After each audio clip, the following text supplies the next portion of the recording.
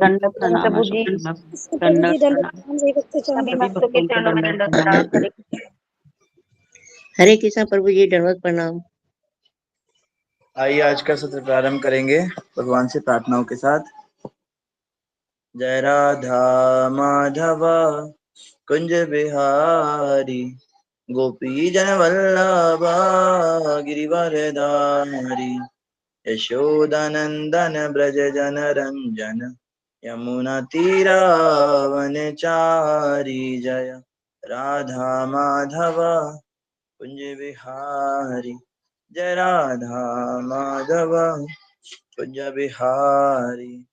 ओम नमो भगवते वासुदेवाय ओम नमो भगवते वासुदेवाय ओम नमो भगवते वासुदेवाय।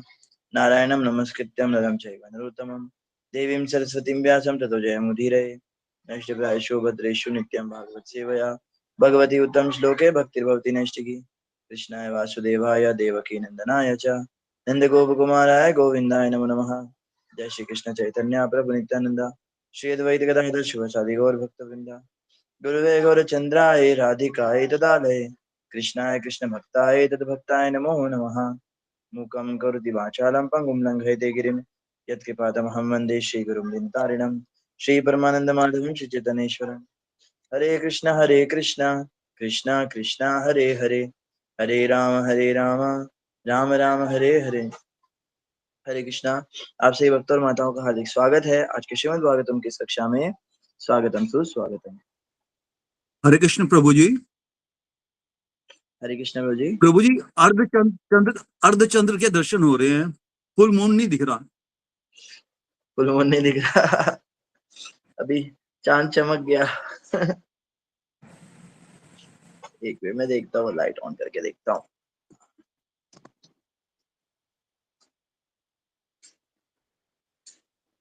मत करो।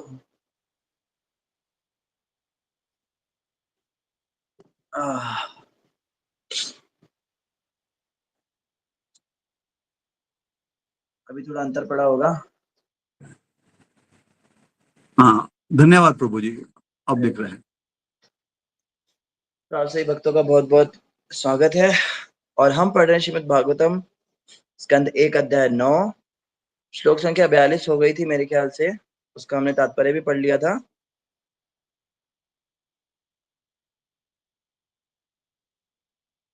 आज हम पढ़ेंगे श्लोक संख्या 43। सभी कृपया करके 43 नंबर श्लोक खोल लीजिए। यह अध्याय अपने समापन की ओर है, बस यह अध्याय समाप्ति होने वाला है। स्कंद 1 अध्याय 9 श्लोक संख्या 43 1.9.43। तो क्षमा कीजिएगा, आज मैं स्क्रीन शेयर नहीं कर पाऊंगा। आप सब कृपया करके ग्रुप में से श्लोक देख लीजिए 43 नंबर श्लोक और सभी मेरे पीछे बोलने का प्रयास करेंगे। सभी अपने माइक अनम्यूट कर लेंगे। रेखा माता जी ग्रुप में डाल दीजिएगा श्लोक। जी प्रभु जी। हरे कृष्ण डालती हूँ। हरि धन्यवाद प्रभु जी। सूत उवाच सूत उवाच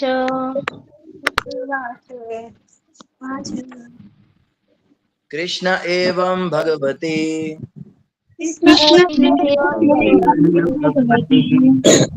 मनोवाग दृष्टिवृत्तिभिः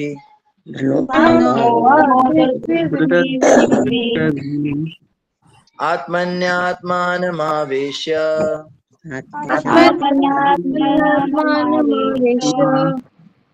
स्वन्तः श्वास उपारमत्।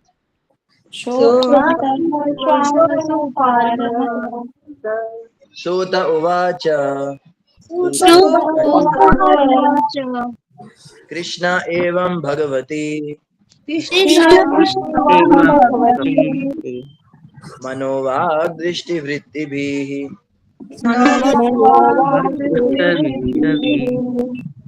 आत्मन्यात्मानमावेश्य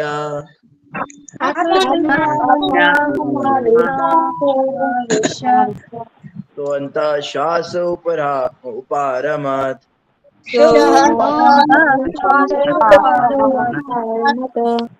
सूत उवाच कृष्ण एवं भगवती मनोवाग दृष्टिवृत्तिभिः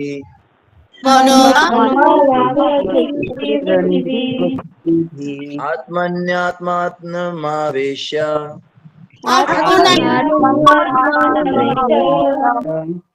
सोऽन्तः श्वासौ पारमत्।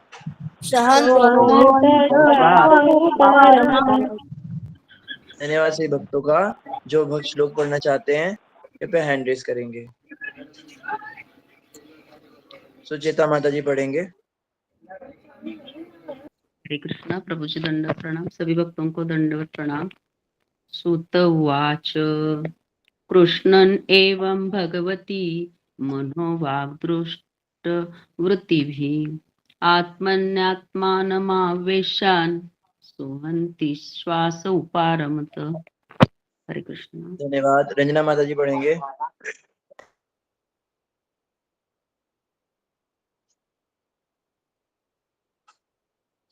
रंजना माता जी। सॉरी प्रभु जी, मैंने किया तो था, पता नहीं हुआ, गलती हो गई प्रभु जी, क्षमा कीजिएगा। सुत उवाच कृष्ण एवं भगवती मनोवाग्दृष्टिवृत्तिभिः आत्मन्यात्मानमावेश्य सो अन्तः श्वास उपारमत्। हरे कृष्ण। धन्यवाद। सुषमा माता जी पढ़ेंगे। हरे कृष्ण प्रभु जी, दंडवत प्रणाम। सभी को दंडवत प्रणाम। श्रुत उवाच कृष्ण एवं भगवती मनोभागोदिष्टिवृत्तिभिः आत्मनात्मानमावेश्य सोहस्तसासौ पारमत। हरे कृष्ण प्रभु जी। धन्यवाद। मनोरमा माता जी पढ़ेंगे। हरे कृष्ण प्रभु जी, दंडवत प्रणाम। सभी भक्तों को दंडवत प्रणाम। सूत उवाच कृष्ण एवं भगवती मनोवाग्दृष्टिवृत्तिभिः आत्मन्यात्मानमावेश्य सो अन्तः श्वासौ पारमत। हरे कृष्ण प्रभु जी, धन्यवाद। धन्यवाद। दंडवत सोनू प्रणाम। प्रभु जी पढ़ेंगे।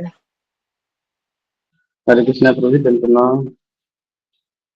सूतवाच कृष्ण एवं भगवते मनोवाग्रदृष्टिवृत्तिभिः आत्मनात्मनमावेश्य सोऽन्तः श्वासौ पारमत। हरे कृष्ण। धन्यवाद।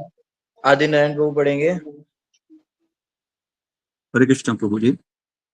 सूत उवाच कृष्ण एवं भगवती मनोवाग्दृष्टिवृत्तिभिः आत्मन्यात्मानमावेश्य सोऽन्तः श्वास उपारमत। धन्यवाद। धन्यवाद प्रभु जी। जिन भक्तों ने श्लोक पढ़ने कृपया करके हैंड रेज करेंगे। श्लोक ग्रुप में आ चुका है। अंजलि माता पढ़ेंगे। हरे कृष्ण प्रभु जी, दंडवत प्रणाम।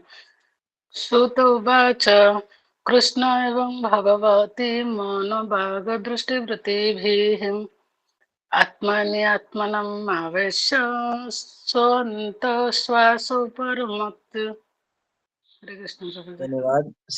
प्रीति माता जी पढ़ेंगे। हरे कृष्णा प्रभु जी, दंडवत प्रणाम। सूत उवाच कृष्णे एवं भगवती मनोवाक् दृष्टिवृत्तिभिः आत्मनि आत्मानम् आवेश्य सह अंतश्वासो पारमत। हरे कृष्णा। धन्यवाद। झूमा माता जी पढ़ेंगे। झूमा माता जी। हरे कृष्ण प्रभु जी। सूत उवाच कृष्ण एवं भगवते मनोभाग्यदृष्टिवृत्तिभिः आत्मनात्मनावावेश्य सोनत्सास उपारमत्। हरे कृष्ण प्रभु जी। धन्यवाद। सुषमा माता जी पढ़ेंगे। हरे कृष्णा प्रभु, दंडवत प्रणाम। प्रभु दंडवत प्रणाम। हरे कृष्णा। सुत उवाच कृष्ण एवं भगवते मनोभागदृष्टिवृत्तिभिः आत्मनि आत्मनाम आभ्यस्य सोऽन्तश्वास उपारमत। हरे कृष्ण। धन्यवाद। सावित्री माता जी पढ़ेंगे। हरे कृष्ण प्रभु जी, दंडवत प्रणाम।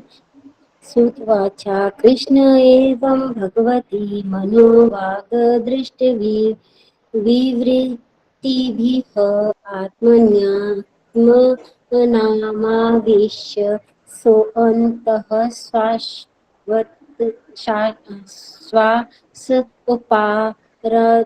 उपारमत्। हरे कृष्ण। धन्यवाद। जिन भक्तों ने श्लोक पढ़ लिया कृपया हैंड डाउन करेंगे, जिन भक्तों ने श्लोक पढ़ना है वो हैंड रेस करेंगे। शुभांगी माता पढ़ेंगे। हरे कृष्ण प्रभुजी दंडवत प्रणाम। सूत उवाच कृष्ण एवं भगवती मनोवाग्दृष्टि वृत्तिभिः आत्मन्यात्मनावेश्य सोऽन्तश्वास उपारमत। हरे कृष्ण प्रभुजी धन्यवाद। दंडवत प्रणाम। मोतीलाल बाबू पढ़ेंगे।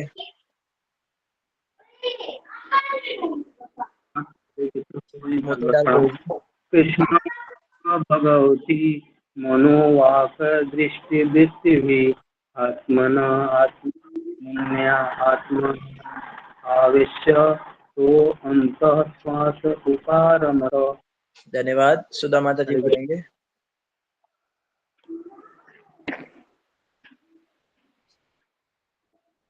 हरे कृष्ण सुधा माता जी। हरे कृष्णा प्रभु जी दंडवत प्रणाम। सेवकों को दंडवत प्रणाम। सूत उवाच कृष्ण एवं भगवती मनोवाग दृष्टि वृत्तिभिः आत्मनयान्त आत्मनमावेश्य स्वअंत श्वास उपारमत। हरे कृष्णा प्रभु जी दंडवत प्रणाम। जय श्री माता पढ़ेंगे। हरे कृष्ण प्रभुजी दंडवत प्रणाम। सूत उवाच कृष्ण एवं भगवती मनोवाङ् दृष्टिवृत्तिभिः आत्मन्यात्मानमावेश्य सोऽन्तः श्वास उपारमत्। धन्यवाद। शुभांगी माता जी पढ़ेंगे। हरे कृष्णा। जिन भक्तों ने हैंड रेस कर रखा है कृपया हैंड डाउन कर लीजिए। जिन भक्तों ने श्लोक पढ़ना है प्रभु वो जी हैंड, मैंने पढ़ा। हाँ प्रभु जी हैंड मैंने डाउन कर। पढ़ा। धन्यवाद। जो भक्त पढ़ना चाहते हैं हैंड रेस करेंगे। अनुराधा माता पढ़ेंगे। हरे कृष्ण प्रभु जी दंड प्रणाम। संयुक्त चरणों में दंड प्रणाम। सुत उवाच कृष्ण एव भगवती मनोहरदृष्टिभिः आत्माने ते मानवेश्य सोऽहन्तश श्वास उपरमत। धन्यवाद। प्रभु जी। गौरी माता पढ़ेंगे, उनके बाद बेणुका माता पढ़ेंगे, उनके बाद सुमिता माता पढ़ेंगे।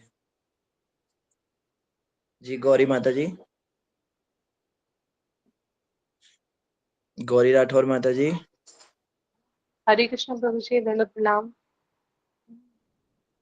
पढ़िए। सूत उवाच कृष्ण एवं भगवती मनावाक दृष्टिवृत्त्वा आत्मनि आत्मना अवश्य सा अंतः श्वास अपरामतः धन्यवाद। उपरामतः। हरे कृष्ण प्रभु जी दंड उपारमत। धन्यवाद। बेणुका माता पढ़ेंगे।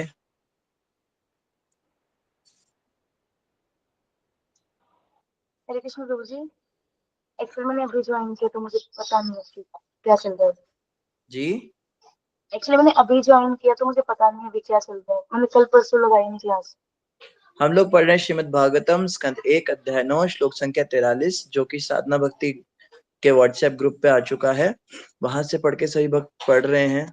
अगर आप चाहें तो मैं स्क्रीन पे आपको दिखा देता हूँ, कोशिश करता हूँ। यहाँ से आप पढ़ पा रहे हैं? थोड़ी सी मुश्किल हो रही होगी।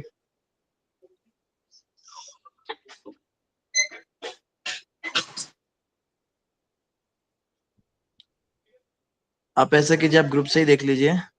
जिन भक्तों ने अभी तक श्लोक नहीं पढ़ा कृपया सभी श्लोक पढ़ेंगे। सुमिता माता जी पढ़ना चाहेंगे। हरे कृष्ण प्रभु जी दंडवत प्रणाम। सभी भक्तों को दंडवत प्रणाम। जी प्रभु जी।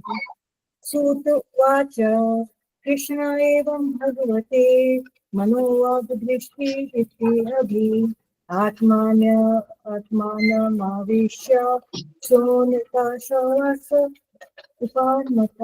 धन्यवाद प्रभु जी। हरे कृष्ण। धन्यवाद माता जी। सुप्रिया माता पढ़ेंगे। श्री कृष्ण प्रभु जी दंडवत प्रणाम। सूत उवाच कृष्ण एवं भगवती मनोवाग दृष्टिवृत्तिभिः आत्मन्यामात्मनैवेश्य सोऽन्तश्वास उपारमत। हरे कृष्ण। धन्यवाद। रेखा माता जी पढ़ेंगे। जी हरे कृष्ण प्रभु जी दंडवत प्रणाम। सभी भक्तों को दंडवत प्रणाम। सूत उवाच कृष्ण एवं भगवती मनोवाक्दृष्टिवृत्तिभिः आत्मन्यात्मानमावेश्य सोऽन्तः श्वास उपारमतः। हरे कृष्ण। धन्यवाद। धर्मराज प्रभु पढ़ेंगे। हरे कृष्ण प्रभु जी, सभी को दंडवत प्रणाम। कृष्ण एवं भगवती मनोवाक्य दृष्टि विधि भी आत्मा आत्मस्य अनंत श्वास उपरम। धन्यवाद। ऋषभ प्रभु पढ़ेंगे।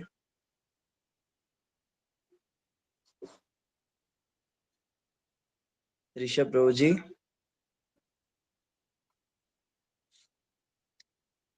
हरे कृष्णा। ऋषभ जायसवाल प्रभु जी। हरे कृष्णा प्रभु जी, धन्यवाद प्रणाम प्रभु जी। हरे कृष्ण पढ़िए। सूत उवाच कृष्ण एवं भगवती मनोवाक्य दृष्टिवृत्तिभिः आत्मा मान्यमावेशं सोऽन्तः श्वासो उपरात्मतः। धन्यवाद। हरे वेणुगा कृष्ण। माता जी, आपको श्लोक मिल गया। जी हरे प्रभु जी। कृष्णा। वेणुगा माता जी। हाँ जी प्रभु जी, मिल गया। जी पढ़िए।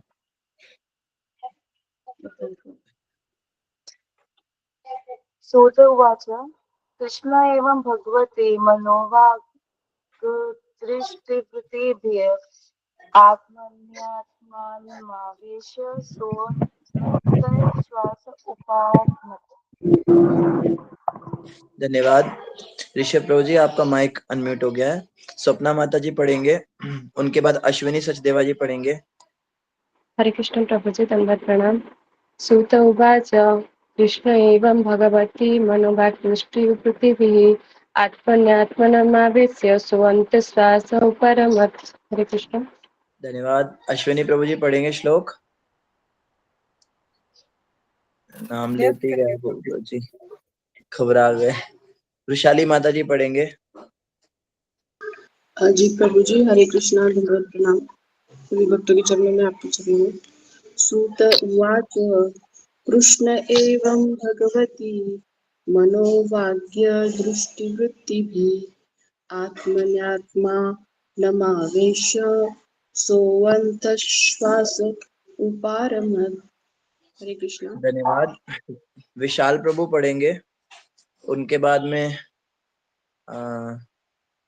बाद में सुजाता माता पढ़ेंगे।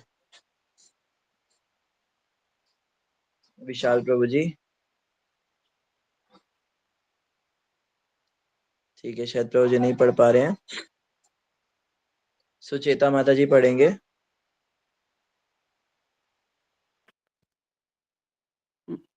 मैं बोलूँ क्या प्रभु जी? जी श्लोक बोलना है। जी माता जी। जी पढ़ा है मैंने, फिर पढ़ती हूँ बात। अच्छा, हाँ, दोबारा पढ़ लीजिए। जी जी जी, थैंक यू। सुत उवाच कृष्ण एवं भगवती मनोवाक्दृष्टिवृत्तिभिः आत्मन्यात्मानमावेशन् सोऽन्तः श्वास उपारमत। हरे धन्यवाद। कृष्ण। जिन भक्तों ने श्लोक पढ़ना है कृपया हैंड रेज करिए। सुमित्रा माता पढ़ेंगे, उनके बाद सुमित प्रभु पढ़ेंगे। सुमित्रा माता जी। हरे कृष्ण। सुमित्रा माता जी। ठीक है, सुमित कुमार प्रभु जी पढ़ेंगे। सुमित प्रभु जी। संध्या माता पढ़ेंगे, संध्या दीक्षित माता जी। संपा माता जी पढ़ेंगे। हरे कृष्ण प्रभु जी। श्रुतो पढ़िए। वाच कृष्ण एवं भगवती मनोभाग्यदृष्टिवृत्तिभिः आत्मनात्मानमावेश्य सहन्तोषास उपारमत्। हरे कृष्ण प्रभु जी। धन्यवाद। रीना पानी माता जी पढ़ेंगे। हरे कृष्ण गुरुजी, दंडवत प्रणाम। शोभक्तम चरण दर्पण प्रणाम। श्रुत उवाच कृष्ण एवं भगवती मनोवाक्यदृष्टि वृत्तिभिः आत्मानि आत्मनावस्य नयन शास उपासम। धन्यवाद। हरे मनाली कृष्ण। माता जी पढ़ेंगे। हरे कृष्ण प्रभुजी दंडवत प्रणाम सभी भक्तों को दंडवत प्रणाम। सुत उवाच कृष्ण एवं भगवती मनोवाग्म दृष्टि वृत्तिभिः आत्मनामावेश्य सो अंत श्वास उपरातम। हरे कृष्ण प्रभु। धन्यवाद। गुलाब माता जी पढ़ेंगे। गुलाब बेहरा माता जी। हरे कृष्ण प्रभु जी। जी प्रभु जी। हरे कृष्ण दंडवत प्रणाम। प्रभु जी मेरा तबीयत ठीक नहीं है, अभी मैं नहीं पढ़ पाऊंगी। चलिए कोई बात नहीं, तबीयत आज मेरी भी खराब है। सुजाता माता जी पढ़ेंगे। सुजाता माता ने फिर से हैंड रेज कर दिया।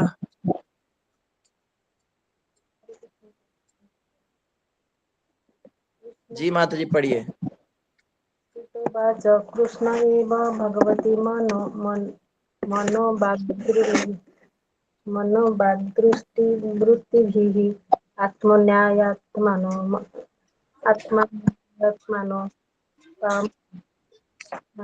मावेश्य सन्तः उकारमत्।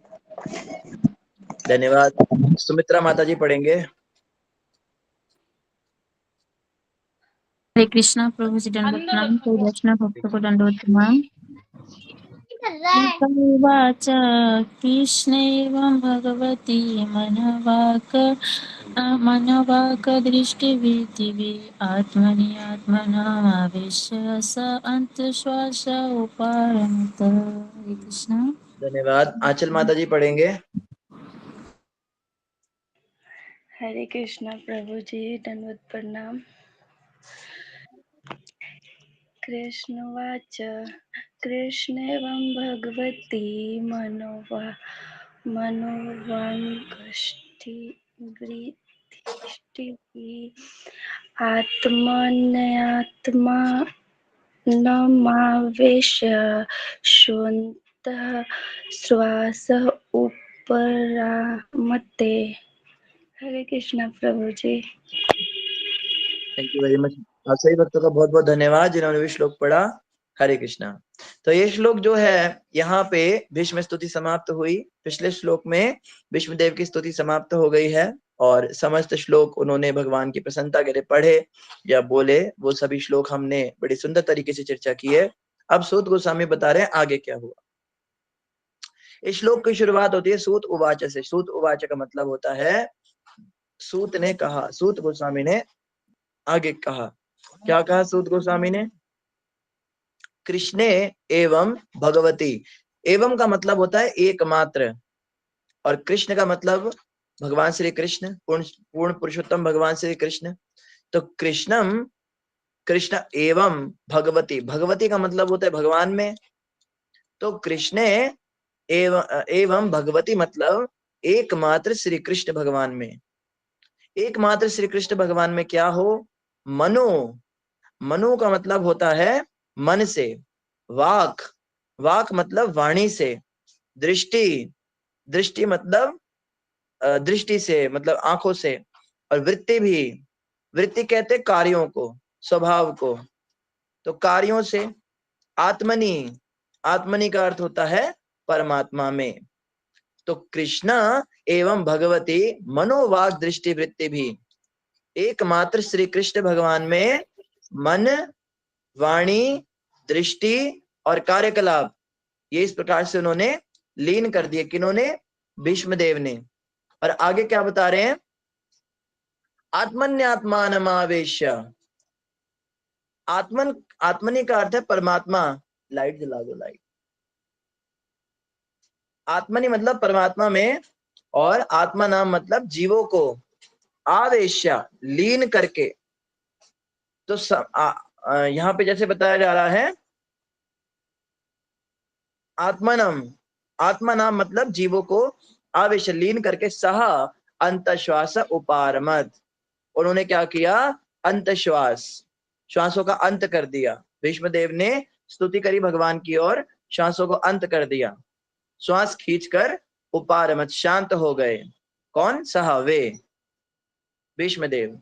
तो भीष्मदेव ने इस प्रकार से अपने मन को, वाणी को, दृष्टि को और कर्मों को भगवान में लीन किया और अंत श्वास ली और खींच के भगवान में लीन हो गए। और इस प्रकार से महाभारत के महानायक महारथी भीष्म पितामह का अंत हुआ, उनका भौतिक देह त्याग हुआ और वो उनका वैकुंठ गमन हुआ, भगवान के धाम में गए। तो 43 नंबर श्लोक में भीष्मदेव ने श्वास खींच ली है। अनुवाद पढ़ेंगे। अनुवाद में प्रभुपाद जी कह रहे हैं, सूत गोस्वामी ने कहा, इस प्रकार भीष्मदेव ने मन, वाणी, दृष्टि तथा कार्यों से अपने आप को परमात्मा अर्थात पूर्ण पुरुषोत्तम भगवान श्री कृष्ण में लीन कर दिया और शांत हो गए और उनकी श्वास रुक गई। तो भीष्मदेव शांत हो गए और उन्होंने अपने श्वासों को खींच लिया, अर्थात उनके श्वास क्रिया बंद हो गई। हमारा जीवन तब तक चल रहा है जब तक श्वास चल रही है। श्वास बंद होते ही आत्मा शरीर को छोड़कर चली जाती है। वैसे बताया जाता है जब हम रात को सोते हैं तो भी आत्मा शरीर से बाहर निकल जाती है। सोते समय हम जो देखते हैं स्वप्न में, वह सब सूक्ष्म शरीर एक सूक्ष्म जगत में चला जाता है, आत्मा उस जगह चली जाती है, वो सब देखती है, तभी वो सब इतना रियल लगता है जैसे हम वास्तव में वहां पर हैं। लेकिन एक छोटा सा तार होता है जिस तार से आत्मा शरीर से जुड़ी रहती है, उस तार के कारण शरीर में श्वास चलती रहती है आत्मा के ना होने पर भी। और जब व्यक्ति को जगाया जाता है तो वो तार आत्मा को खींच के लिए आती है और आत्मा तुरंत शरीर में आ जाती है। आत्मा चाहे कई हजारों लाखों योजन दूर भी चली जाए, कई मीलों दूर चली जाए, लेकिन उस तार से जुड़ी रहती है और वह तार मन की गति से अर्थात क्षण भर में आत्मा को वहां से खींचकर शरीर में ले आता है। लेकिन कभी कभी क्या होता है कि वह तार अगर टूट जाए किसी भी कारण से, तो आत्मा दोबारा शरीर में प्रवेश नहीं कर पाती, अर्थात उसकी श्वास प्रक्रिया रुक जाती है। तो आत्मा को शरीर से जोड़ने के लिए श्वास प्रक्रिया ही एकमात्र रिस्पॉन्सिबल है। और हमारी श्वासें गिनती की हैं। कई लोग कहते हैं जीवन इतना ही लिखा था इनका। जीवन हमारा कितना लिखा है वो सालों की गिनती पर नहीं है कि 15 साल का है, 50 साल का है, 80 साल का रह गया, आजकल 70 साल का जीवन रह गया, लोग ऐसा बोलते हैं प्राय। लेकिन सालों की अवधि से जीवन की निश्चितता नहीं होती, हमें श्वास मिलते हैं गिनती के। अब वो श्वास अगर हम जल्दी जल्दी ले लेते हैं तो हमारी मृत्यु जल्दी हो जाएगी, वही श्वास अगर हम धीरे धीरे लेते हैं तो हमारी मृत्यु थोड़ा देर बाद होगी। इसीलिए योग साधनाओं में योगी क्या करते हैं, श्वासों को लंबा कर लेते हैं, श्वासों को खींचते हैं और श्वास को इतना लंबा कर लेते हैं, कई कई मिनट तक एक श्वास रखते हैं और इसी प्रैक्टिस के द्वारा वो कई कई घंटों तक श्वास रोक लेते हैं और उसके बाद कई महीनों तक भी श्वास को रोक लेते हैं। एक श्वास ली, उसके बाद कई महीनों के बाद दूसरी श्वास ली। इसी वजह से उनका जीवन 70,000, 80,000, लाख लाख साल का होता है।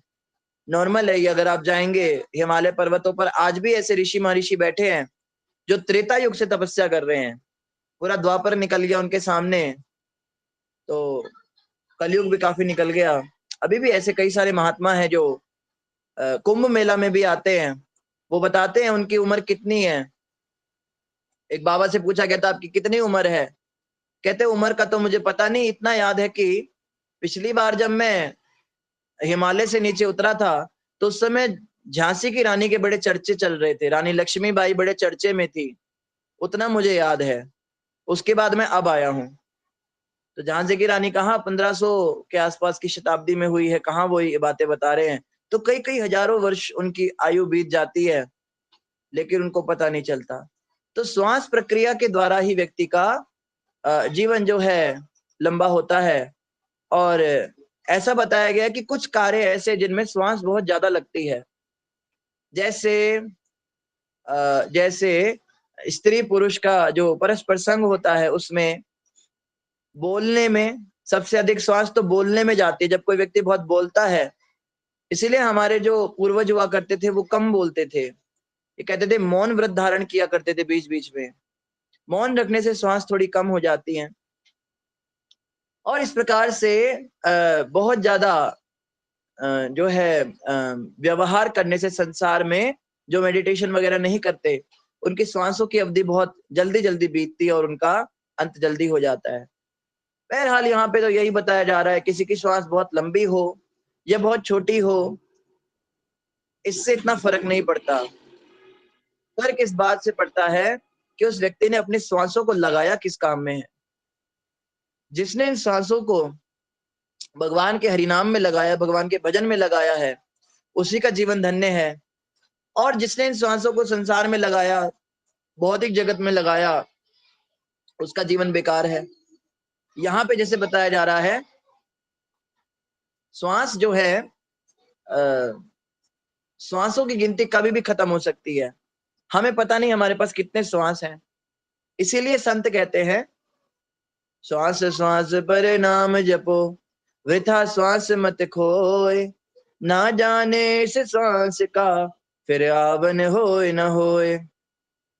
श्वास श्वास पे भगवान का नाम जपना चाहिए, वृथा श्वास मत खोए, श्वासों को बेकार ना करो। कुछ पता नहीं कि इस श्वास का फिर आवन होए ना होए, कब ये श्वासें रुक जाए, कुछ पता नहीं। हमारे गुरु महाराज एक भजन गाते हैं, तेरी हीरे जैसी श्वासा बातों में बीते जाए रे मन राम कृष्ण बोल। तेरी हीरे जैसी श्वासा बातों में बीती जाए रे मन हरे कृष्ण बोल। किया न पौरुष आकर जग में, दिया न कुछ भी दान, मेरी तेरी करता करता निकल गया यह प्राण। जैसे पानी बीच पतासा बातों में बीती जाए रे मन राम कृष्ण बोल। ओ तेरी हीरे जैसी श्वासा बातों में बीती जाए रे मन हरे कृष्ण बोल। तो वो बताते हैं कि ये जो श्वासें हैं, ये हीरे के समान है। हीरे के समान कैसे हैं? प्रभुपाद जी कहते हैं, अगर किसी की श्वासें समाप्त हो जाएं और वो व्यक्ति बहुत करोड़पति अरबपति है, बड़े सारे हीरे उसके पास हैं, वो सारे हीरे देकर भी एक श्वास खरीद नहीं सकता। सिर्फ एक श्वास भी खरीद नहीं सकता अगर समाप्त हो गई, इतनी ज्यादा कीमती है। और लाखों करोड़ों रुपए देकर व्यक्ति एक श्वास पीछे नहीं जा सकता जीवन में कि पिछली श्वास में वापस ले जाओ। प्रभुपाद जी कहते हैं, टाइम इज मनी। अगर समय ही धन है तो हमें सोचना चाहिए हमने कितना धन बर्बाद कर दिया। प्रत्येक श्वास के साथ हम करोड़ों का नुकसान कर रहे हैं, अरबों का नुकसान कर रहे हैं। एक श्वास कई कई लाखों करोड़ों हीरो के समान है। एक और उदाहरण दिया गया, एक बार एक व्यक्ति था, वो गांव में खेती करता था, बड़ा गरीब था, बड़ी परेशानी तंगी चल रही थी, लेकिन खेती से उसका काम जैसे तैसे चल रहा था। तो खेत में क्या करता था, उसने फसल उगाई थी, और उस फसल को जब उस फसल में अंकुर निकलने लगे, आप में से किसी ने अगर खेती करी हो तो उनको पता होगा कि जब छोटे छोटे अंकुर निकलने लगते हैं तो चिड़ियां उनको खाने लग जाती हैं। कौवे चिड़िया ये सब आकर उसको खा जाते हैं और उसके बाद वो आगे उगती ही नहीं है, खत्म हो जाती है फसल। तो वहां पर पहरा देने के लिए खड़े रहना पड़ता है। कई लोग वो स्टैचू सा बनाते हैं, वो मटके का मुंह बना के डंडा खड़ा कर देते हैं कि चिड़ियाओं को लगे कि वो इंसान खड़ा है कोई वहां, पर चिड़ियाएं उसी के ऊपर आकर बैठ जाती हैं। चिड़ियाएं बड़ी स्मार्ट हो गई आजकल की, उनसे डरते नहीं। तो खैर, मनुष्य को बैठ के पहरा देना पड़ता है, कुछ कुछ महीने पहरा देना पड़ता है जब तक कि फसल बड़ी नहीं हो जाती। तो वो व्यक्ति धूप में बेचारा एक पेड़ के नीचे बैठा पहरा दे रहा था। इतने में क्या हुआ, वो जैसे पेड़ के नीचे था तो उसको लगा जैसे कुछ चुभ रहा है। तो जब उसने नीचे खुदाई की तो उसमें से कुछ पत्थर निकल गए। उसने सोचा कि शायद मेरे पूर्वज इन पत्थरों का इस्तेमाल करते होंगे और चिड़ियाओं को उड़ाते होंगे। तो उसने और खोदा तो कई और पत्थर निकले, करते करते पूरी टोकरी निकल गई। उसमें काफी सारे पत्थर थे, दर्जनों पत्थर थे। तो उसने क्या किया, गुलेल ली अपनी, और वो पत्थर बड़ा सुंदर था, मतलब बड़ा परफेक्ट शेप था उसका चिड़ियों को भगाने के लिए। तो उसने बैठे बैठे गुलेल से चिड़िया भगाना शुरू किया, और जैसे जैसे वो पत्थर को हवाओं में फेंकता गया, चिड़िया उड़ती भी गई। तो बड़ा खुश हुआ कि देखो मेरे पूर्वजों ने मेरे लिए पत्थर छोड़े। इतने में क्या हुआ, उसकी पत्नी वहां पर आई, वो खाना लेकर आई। उस जमाने में रोटियां लेकर स्त्रियां जो हैं खेत में जाती थी अपने पतियों को भोजन कराने। एक हाथ में बच्चा था छोटा सा, इनको थोड़ा शांत कराओ। एक हाथ में छोटा बच्चा था, दूसरे हाथ में रोटियां थी, सब्जी थी। तो लेकर आई और उसने कहा भाई आप भोजन कर लीजिए, और हाथ में पंखा पकड़ लिया और पंखा करने लगी पति को। अब बेटा जो था वो बहुत छोटा था, तो बेटा इधर उधर ना चला जाए, तो बोला इसको कुछ खेलने के लिए पकड़ा देती हूँ। तो उन्होंने बोला हाँ ये पत्थर पड़ा है, आखिरी पत्थर बचा था, बाकी सारे तो फेंक देते। बोला ये आखिरी पत्थर जो है इसको बच्चे को दे दो। तो बच्चा उस पत्थर से खेलने लगा। अब बच्चा जब उस पत्थर से खेल रहा था तो वो रोटी खा रहा है। अब रोटी खाकर वो जब जाने लगी तो बच्चे ने क्या किया, पत्थर मुंह में डाल लिया। मुंह में डालने की वजह से वो पत्थर जो है उस पे से मिट्टी हट गई और उसके अंदर से कुछ चमकीला सा कुछ निकला। तो जब वो रास्ते में घर जा रही थी तो इतने में क्या हुआ, एक जौहारी ने, एक सुनहार ने जो सोने चांदी का काम करते, उसने उस पत्थर को देखा और उसने कहा एक मिनट जरा दिखाना। तो उस बच्चे से वो पत्थर लिया तो बच्चा रोने लगा। वो कहती है अरे ये इसका खिलौना है, इसको दे दो। बोले पागल। उसने ध्यान से उस पत्थर को देखा, बोलता है ये पत्थर तुम मुझे दे दो और इसके बदले तुम्हें जितना धन चाहिए मैं उतना दे सकता हूँ, ये इतना बेशकीमती पत्थर है। अब तो वो पत्नी घबरा गई, उसने तुरंत उससे वो पत्थर लिया और वो पूछता है क्या ऐसे और भी पत्थर आपके पास हैं? उसने कहा रुको मुझे जाके अपने पति को बड़ी जरूरी बात बतानी है। जितने में वो भाग कर गई तब तक उसका पति सारे पत्थरों को चिड़िया उड़ाने के लिए इस्तेमाल कर चुका था। उससे जाके बताया देखो ये पत्थर हमारे पुरख छोड़ के गए थे, ये तो बड़ा कीमती निकला। उस आदमी ने मुझे कहा जितना मर्जी धन ले लो एक पत्थर के बदले, और वो बेचारा अपना सिर पीटने लगा, हाय हाय मैंने तो सारे पत्थर चिड़िया उड़ाने में लगा दिए। तो जीवन का यही निष्कर्ष निकलता है, जब अंत समय पे बुढ़ापा आता है तब हमें लगता है कि हमने श्वासें कैसे बर्बाद कर दी। एक एक श्वास हीरे के समान थी, काश हमने भजन कर लिया होता, काश उस समय हम घर के फाइनेंसेस में इतने ना उलझे होते, काश हम इतना ज्यादा पैसों के पीछे ना भागे होते, काश हम परिवार संसार को राजी करने के पीछे इतने ना भागे होते। आज हमारे पास ना पैसा काम आ रहा है, ना परिवार काम आ रहा है, ना रिश्ते काम आ रहे हैं, सिर्फ ये श्वासें गिनी चुनी बची हैं, इसमें अब कितना ही भजन कर लेंगे। अब तो बीमारियां चल रही हैं, अब तो डॉक्टरों के पास रेगुलर कंसल्टेंस चलती है, क्या हम भजन करेंगे। एक सर्वे हुआ था, मुझे याद नहीं कौन से देश में हुआ था, एक बहुत बड़ा हॉस्पिटल था वहां पे। तो वहां पे सर्वे हुआ था, जितने भी वहां पे उस हॉस्पिटल के अंदर बूढ़े बूढ़े लोग आते थे और मरते थे, मरने के लिए मतलब बेसिकली वहां लोग आते थे ऐसा कह सकते हैं। तो उस हॉस्पिटल में हजारों बूढ़े जो थे उनका एक सर्वे हुआ, एक इंटरव्यू ने उन सबसे एक ही प्रश्न पूछा कि आप कुछ समय में मरने वाले हैं, आपकी मृत्यु आने वाली है, आप हमें बताइए कि इस समय आपके मन में कोई पश्चाताप तो नहीं है, कोई रिग्रेट आपके दिल में रह गया हो, या आपको लग रहा हो कुछ आप बात बताना चाहते हैं दुनिया को। तो कहते 70 से 80% बुजुर्गों ने एक ही जवाब दिया। उन्होंने कहा हम उन चीजों के पीछे भागते रहे जो बिल्कुल व्यर्थ की थी, किसी काम की नहीं थी, और हमें इस बात का रिग्रेट है कि उनके पीछे भागने के चक्कर में हम अपनी जिंदगी जी नहीं पाए। अपने जीवन में जो हमें सुख देने वाली वस्तुएं थी उनको हम समय ही नहीं दे पाए, अपनी ख्वाहिशों को, अपनी आदतों को, अपने पैशन को, अपनी सेहत को, इन सब को छोड़ के हम उन चीजों के पीछे भागे जो बिल्कुल वेस्ट थी। आज हमें ये बात रियलाइज हो रही है कि वो सब चीजें सिर्फ टाइम वेस्ट किया हमने उस टाइम पे। और वो कहते हैं हमें इसी बात का रिग्रेट है कि काश उस समय पे हमने अपने ऊपर समय ध्यान दिया होता। और ये बहुत बड़ा आर्टिकल छपा था अखबार में जिसको पढ़कर कई लोग प्रेरित हुए थे। तो हमें भी यही समझना है कि बच्चा जो है वो पढ़ाई में लगा है, जवान वो कमाई में लगा है, थोड़ा चौथेपन में जो आ गया वो समाज की भलाई में, परिवार की भलाई में लगा हुआ है, और जो बूढ़ा हो जाता है वो चारपाई में पड़ा हुआ है। लेकिन अंत समय तक आते आते सारी बातें व्यर्थ हो जाएंगी। पैसे कमाने हैं, पढ़ाई भी करनी है, परिवार का भी ध्यान रखना है, लेकिन जरूरत से ज्यादा नहीं। हम सोचे कि ये परिवार, ये मित्र परिवार, पुत्र, संसार ये हमारा होगा, ये लोग बड़े प्रसन्न हो जाएंगे, थोड़ा और हम थोड़ा सा और हम इनके लिए कर देते, थोड़ा ये भी कर देते, थोड़ा वो भी। हमें पता है जितना इनको जरूरत है उतना हम कर चुके हैं, लेकिन उनको संतुष्टि नहीं होती। वो कहते इतने में क्या होता है, आजकल और चाहिए।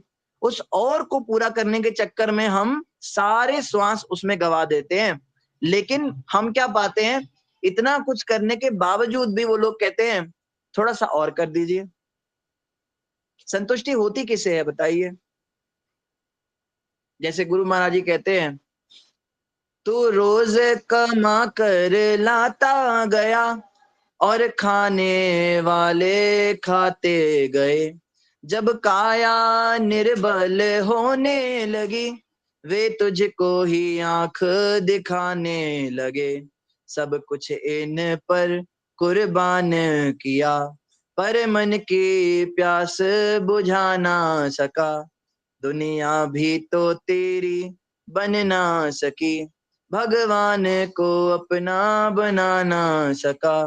तेरा लोक गया परलोक गया, तू मानव तन कुछ पा ना सका, दुनिया भी तो तेरी बन ना सकी, भगवान को अपना बना ना सका। तूने सोचा था भोग मैं भोग करूं, पर भोग ही तुझको भोग गए, पर भोग ही तुझको भोग गए। जिन्हें अपना बनाया था तूने, शमशान में छोड़ कर लौट गए। जब चल चल तेरी होने लगी, एक पल भी कोई टिका ना सका, दुनिया भी तो तेरी बन ना सकी, भगवान को अपना बना ना सका। तूने साथी कई बनाए हैं, कई मोह के जाल बिछाए हैं, तो उलझ गया इस उलझन में, उलझन से बाहर आना सका, दुनिया भी तो तेरी बन ना सकी, भगवान को अपना बना ना सका। तेरा लोक गया परलोक गया, तो मानव तन कुछ पा ना सका। तो हमारे तो यही गति है ना। क्या कह रहे हैं, तूने सोचा था भोग मैं भोग करूं, पर भोग ही तुझको भोग गए। हमें तो लगता है हम भोग कर रहे हैं। बढ़िया गाड़ी खरीदने के लिए हम कई महीने ईएमआई भरते हैं उसकी, बड़ा घर खरीदने के लिए कितनी मेहनत। हम सोचते हैं हम भोग कर रहे हैं घर का और गाड़ी का, पर वास्तव में वो भोग ही हमें भोग रहे हैं।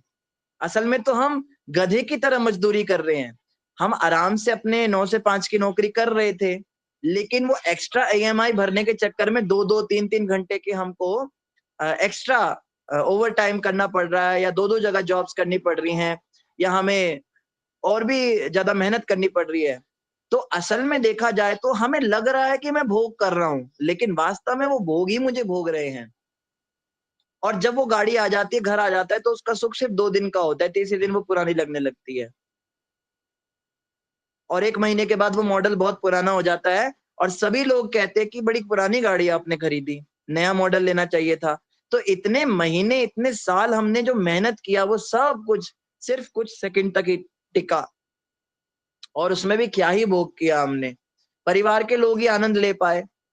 कहते हैं ना, घरों के अंदर लोग मजदूरी कर करके घर इतने बड़े बड़े बनाते हैं, उसमें एयर कंडीशन लगाते हैं, उसमें मॉड्यूलर किचन लगाते हैं, बाथरूम इतना बढ़िया बनाते हैं, पर उसमें रह ही नहीं पाते। बस बाकी सब कुछ करते हैं, घर और गाड़ी इतनी बढ़िया बनाते हैं, क्योंकि पति जो है दिन भर जॉब में रहता है, बाहर धूप में काम करता है, नहीं तो ऑफिस में जो है उसका आना जाना रहता है, पूरा खिंचमतानी रहती है। उस घर का भोग कर कहाँ पाता है। पत्नी जो है वो भी वर्किंग होती है, आजकल पत्नी भी बाहर ही है, वो भी मेहनत कर रही है। बच्चे जो हैं वो स्कूल में रहते हैं, स्कूल से ट्यूशन चले जाते हैं, ट्यूशन से कुछ देर के लिए घर आते हैं, बस रात को सोने के लिए ये परिवार आ पाता है। इस बड़े बड़े घर के अंदर इतने सुंदर सुंदर जो मकान लोग इतनी मेहनत करके बनाते हैं, इसमें सिर्फ 2 लोग भोग करते हैं, इसका पूरा भरपूर आनंद लेते हैं।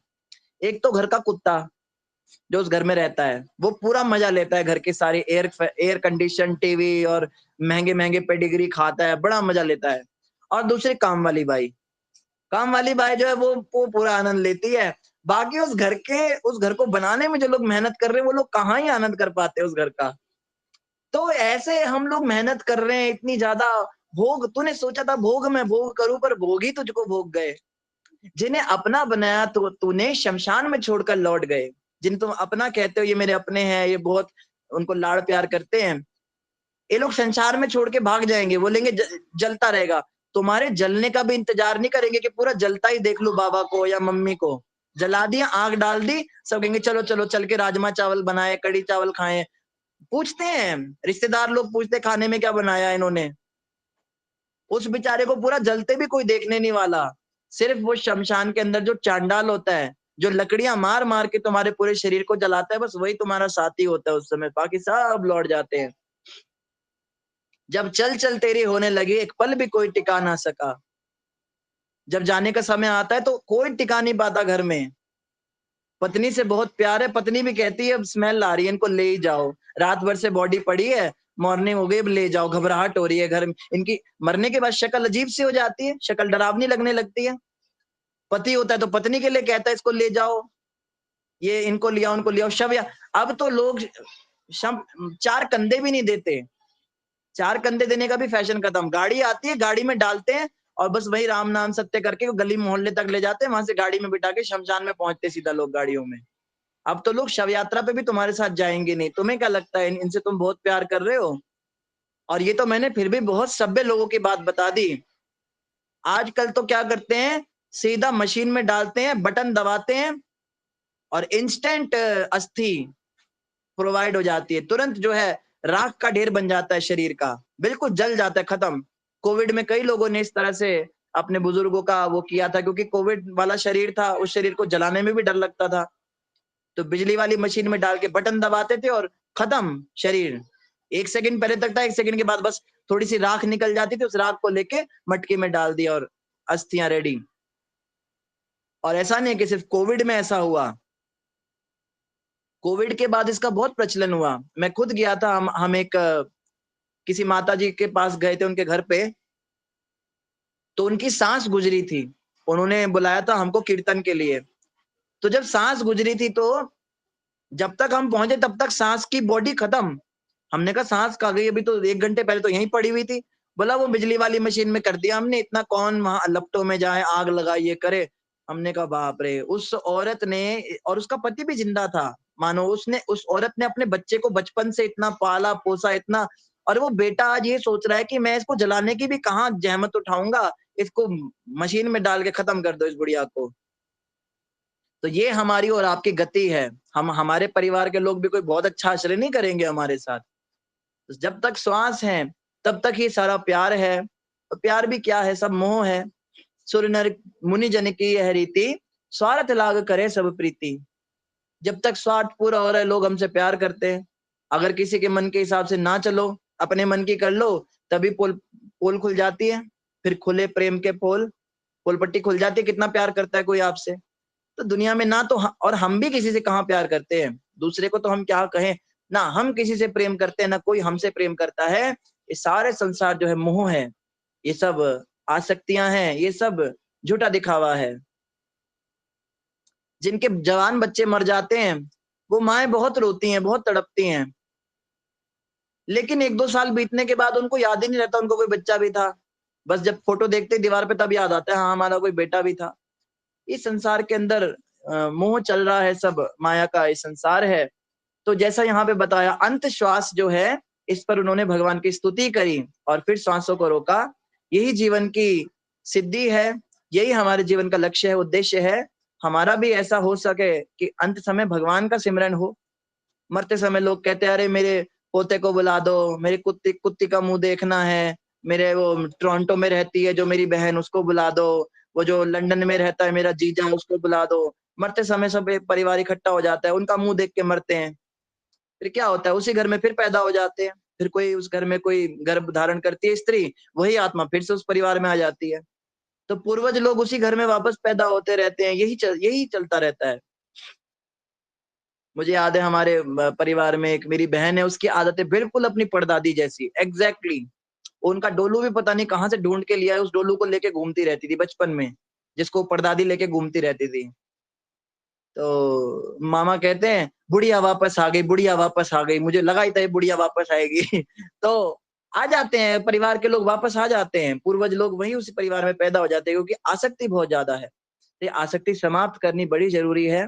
अंत समय ये मत सोचो कि बुढ़ापे में जाके आसक्ति खत्म कर लेंगे, अभी हमारा कर्म का समय। अगर इस समय इस अवस्था में मेरी मृत्यु हो गई, जैसे आज मेरी अवस्था है, तो क्या मुझे अपने आप से प्रश्न पूछना चाहिए, क्या मैं तैयार हूँ वैकुंठ जाने के लिए? क्या मुझे भगवत प्राप्ति हो जाएगी? कहीं किसी से आसक्ति तो नहीं फंसी, मुझे दोबारा तो नहीं आना पड़ेगा? बच्चों से बड़ी आसक्ति होती है, बच्चों के ही बच्चे बन जाते हैं लोग, आके पैदा हो जाते हैं उसी घर में। तो इन बातों पे थोड़ा विचार करना है। और जैसे भीष्म पितामह ने देह त्याग किया है, इन्हीं की तरह हमें भी देह त्याग करने का भगवान से प्रार्थना करना है कि हमारा भी अंत समय ऐसा हो। और इन्हीं शब्दों के साथ सभी का धन्यवाद। समय लगभग पूरा हो गया। कल हम तात्पर्य पढ़ेंगे, तात्पर्य छोटा ही है, और 2-3 श्लोक के बाद में ये वाला अध्याय समाप्त हो जाएगा। तो इन्हीं शब्दों के साथ सभी का धन्यवाद। हरे कृष्ण। किसी भक्त का कोई प्रश्न हो तो पूछ सकते हैं। किसी भक्त का माता का कोई प्रश्न हो तो आप हैंड रेज कर सकते हैं। शिखा माता जी।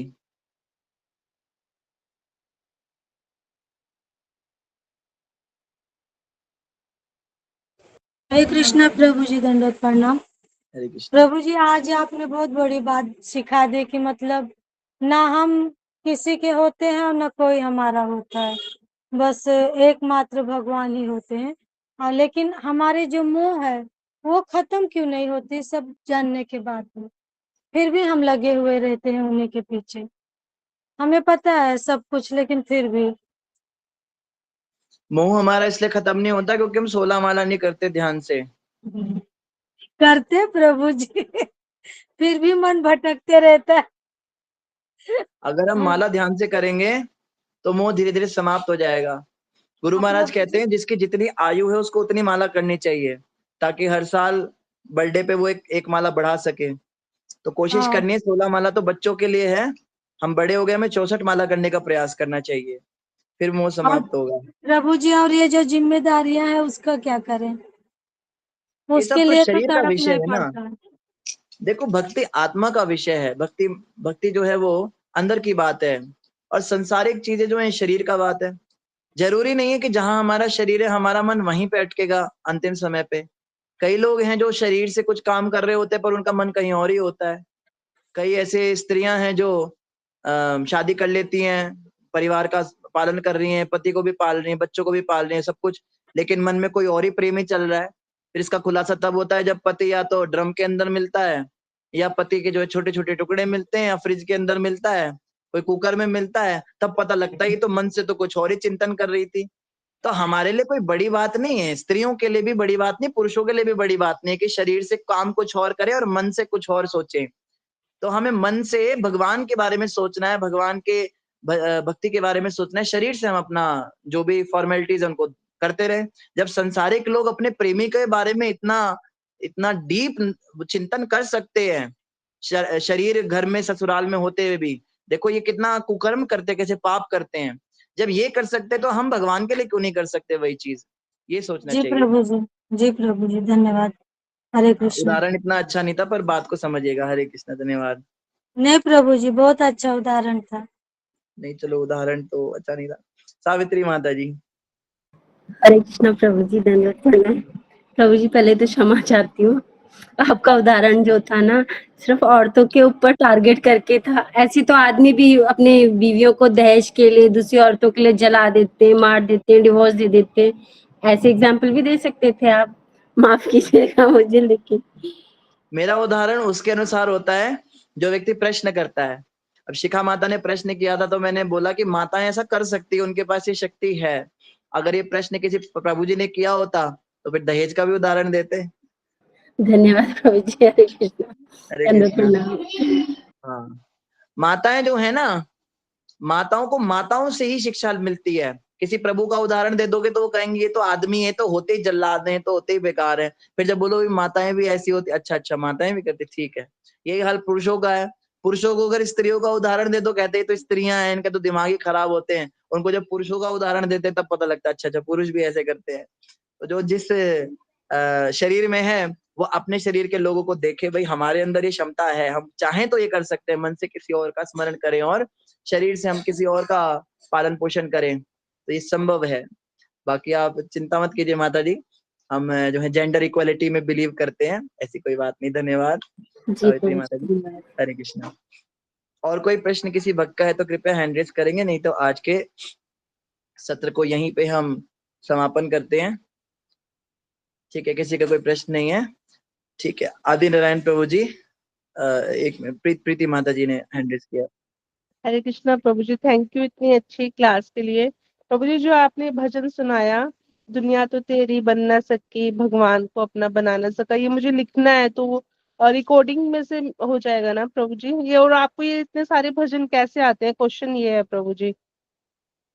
मुझे तो भजन इसलिए आते हैं क्योंकि मैं भजन वगैरह करता रहता हूँ, घरों में जाके भजन कीर्तन। इनके अर्थ तो मुझे इतने नहीं समझ में आते थे पहले, बचपन से भजन वजन गाने की आदत थी।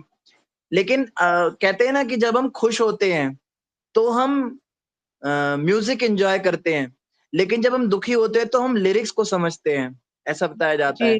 हाँ जी। तो पहले तो हम जब भजन गाते थे कीर्तनों में, सत्संगों में, तो वो बस बीट्स अच्छी होती थी, बोलती भी माता प्रभु जी वो वाला भजन सुना दो, प्रभु जी वो वाला भजन, तो उनको तो बस बीट्स से मतलब होता था, तो हम भी एंजॉय करते थे।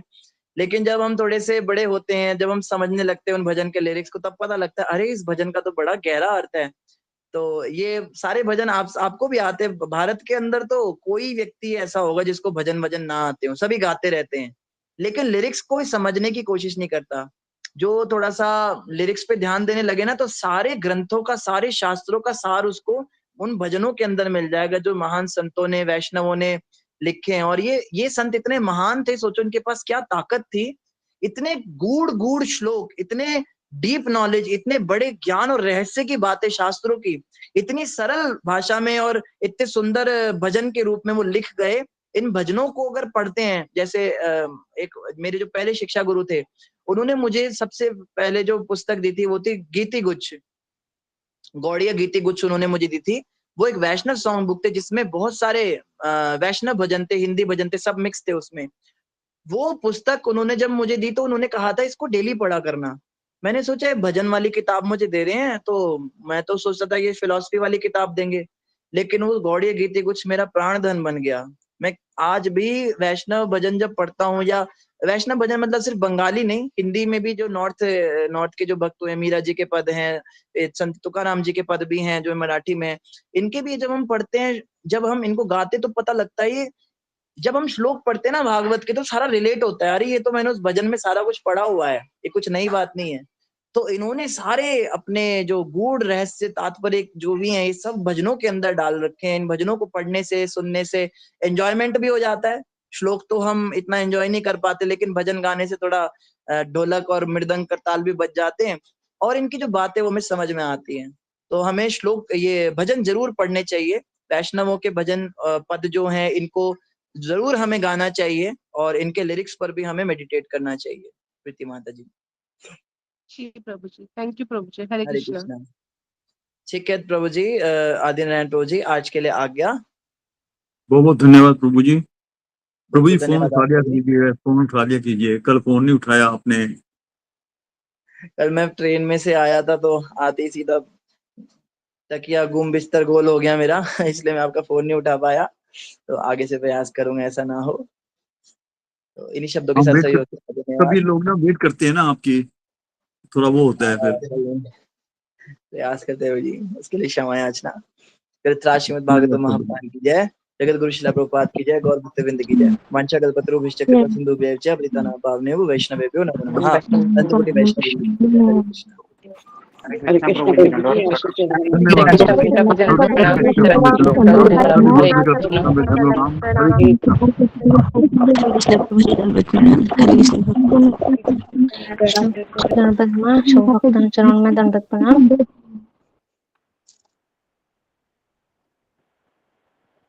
हरे कृष्ण प्रभु जी, दंडवत प्रणाम। हरे कृष्ण।